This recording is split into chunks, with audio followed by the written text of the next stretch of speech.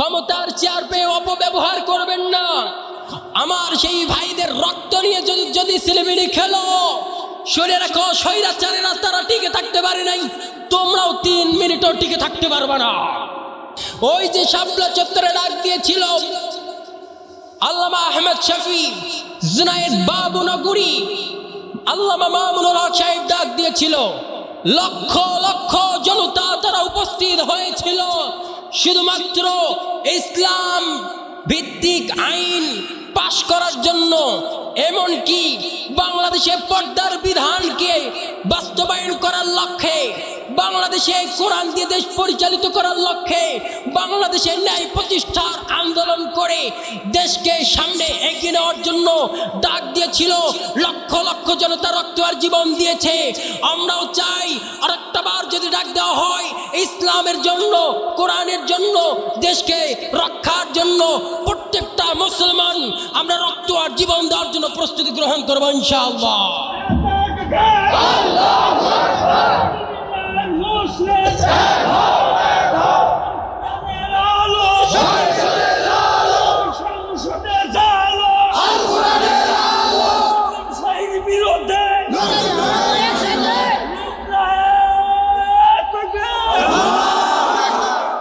আপনারা ভুলে যাইয়েন না, এই দেশে টুপিওয়ালার পাঞ্জাবিওয়ালারা এই দেশের জন্য রক্ত দেয়নি, এই দেশের টুপিওয়ালার পাঞ্জাবিওয়ালারা জীবন দেয়নি।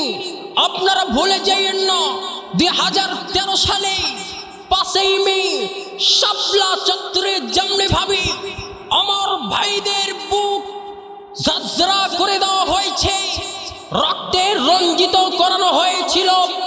শাপলা চত্বরের অলি গলি থেকে নিয়ে শুরু করে রাজপথের এমন কোনো রাস্তাঘাট ছিল না আমার ভাইদের সাদা পাঞ্জাবিগুলো রক্ত দিয়ে লালে লাল হয়ে গিয়েছিল। রাস্তাঘাট এমন কোনো বাদ ছিল না যেখানে রক্ত রঞ্জিত হয় নাই। তাই আমি পরিষ্কার ভাষায় বলিয়ে দিতে চাই, এদেশে যারাই ক্ষমতার চেয়ারে আছেন শুনে রাখেন, ভুলে যায়েন না সেই শাপলা চত্বরের কথা।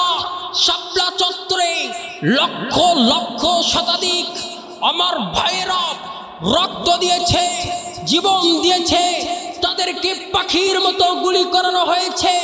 রাতের আধারে অন্ধকারে তাদেরকে গরম পানি দিয়ে তাদেরকে হত্যা করিয়ে দেওয়া হয়েছে। ভুলে যায়েন না। আমি বলতে চাই সেই দৃশ্য, সেই দিনগুলোর কথা পাঠ্য পুস্তকে দিয়ে স্মৃতিজনক হিসাবে রেখে দেওয়ার জন্য আমরা বলতে চাই আপনারা পাঠ্য পুস্তকে দিয়ে দেবেন। এবং কি সেই শাপলা চত্বরের কথা যারা ভুলে যাবে শুনে রাখেন, ওই শাপলা চত্বরের কথা যদি তোমরা ভুলে যাও, মনে রাখো স্বাধীনতার যুদ্ধকে আপনারা অবমাননা করেন। কারণ এই দেশে টুপিওয়ালা আর পাঞ্জাবিওয়ালারাই তারা পেরেছে এই দেশকে আবার নতুন ভাবে স্বাধীন করতে।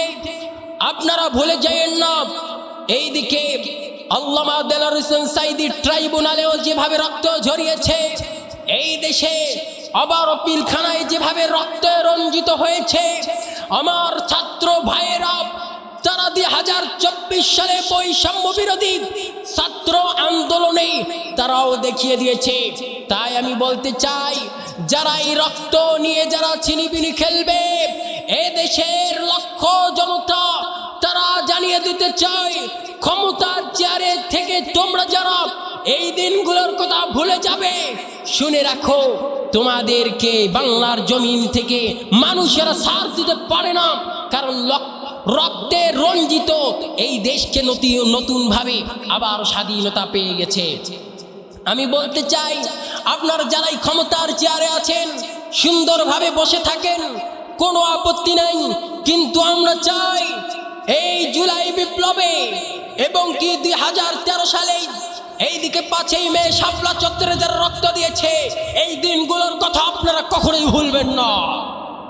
কি মনে করেছেন, কি মনে করেছেন এই দেশে যারা রক্ত দিল, জীবন দিল, তারা ক্ষমতার চেয়ারে আসতে পারে না? বরঞ্চ এমপির ছেলে এমপি হয়, মন্ত্রীর ছেলে মন্ত্রী হয়, এই দেশে চেয়ারম্যানের ছেলে চেয়ারম্যান হয়, মেম্বারের ছেলে মেম্বার হয়, অথচ শহীদ পরিবারের কেহ এমপি, মন্ত্রী আর চেয়ারম্যান হতে পারলো না। কি দেশ আমরা পেলাম গো? কি দেশে আমরা আসছি? কি দেশে বসবাস করি আমরা? আমাদের এই দেশ, আমরা চাই শান্তিপ্রিয়ভাবে সবাই থাকুক, এই দেশে শান্তিপ্রিয়ভাবে সবাই বসবাস করুক, আমরা এটা চাই। এই দেশে সবাই ঐক্যবদ্ধ হয়ে থাকবে, আমরা এই বাংলাদেশে সেটাই চাই। কিন্তু বাংলাদেশকে নিয়ে যদি সিনেমিনি খেলো, আমার সেই ভাইদের রক্ত নিয়ে যদি সিনেমিনি খেলো, শুনে রাখো স্বৈরাচারেরা তারা টিকে থাকতে পারে নাই, তোমরাও 3 মিনিটও টিকে থাকতে পারবে না। এই বাংলাদেশের রক্তে রঞ্জিত এই দেশ, যতদিন যাচ্ছে তত মানুষেরা মার খাচ্ছে, যতদিন যাচ্ছে মানুষেরা হিংস্র হয়ে যাচ্ছে। তাই ক্ষমতার চেয়ার পেয়ে অপব্যবহার করবেন না, ক্ষমতার চেয়ার পেয়ে অপব্যবহার করবেন না। ক্ষমতার চেয়ার পেয়ে ক্ষমতার চেয়ারকে কাজে লাগান। এই দেশে সোনার ছেলেরা টেন্ডার বাজ ছেড়ে দিয়ে দেবে। এই দেশে সোনার ছেলেরা তারা মদখোর, জুয়াখোর সব ছেড়ে দিয়ে দেবে। এই দেশে সোনার ছেলেরা সোনাতে পরিণত হবে। ছেড়ে দিয়ে দেন, এই দেশে সব কিছু বাদ দিয়ে দেন। ক্ষমতার চেয়ার পেয়ে অপব্যবহার করবেন না। ভারতের 5টা গোলাম হয়েন না, ভারতের 5টা গোলাম হয়েন না।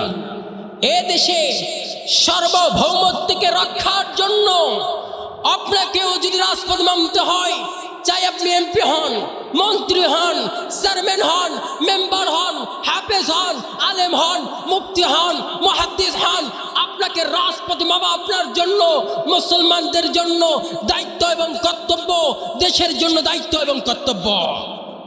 তাই আপনি ভুলে যাবেন না, ওই দিনগুলোর কথা আপনি ভুলবেন না। এই বাংলাদেশে স্বাধীনতার যুদ্ধ থেকে নিয়ে শুরু করে যারা রক্ত দিল, জীবন দিল, তাদের কথা, তাদের রক্তের সাথে গাদ্দারি আপনারা করবেন না। ক্ষমতার চেয়ার পেয়ে তাদের সাথে যদি আপনারা গাদ্দারি করেন, শুনে রাখেন 18 কোটি মানুষ বাংলাদেশে যারা বসবাস করে তারা তো ছাড় দেবে না, কিন্তু পরকালীন জীবনে আরেকটা জীবনের কথা মনে করিয়েন, ওই দিনেও কিন্তু তোমরা পার পাবা না। আল্লাহ আমাদের সকলকে বুঝার তৌফিক দান করুক, সকলে বলুন আমিন।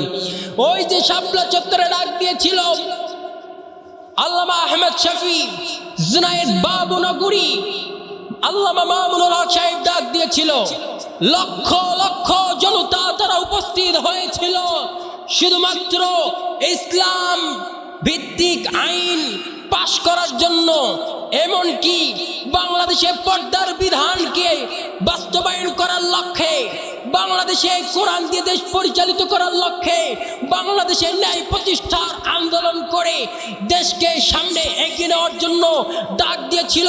লক্ষ লক্ষ জনতা রক্ত আর জীবন দিয়েছে।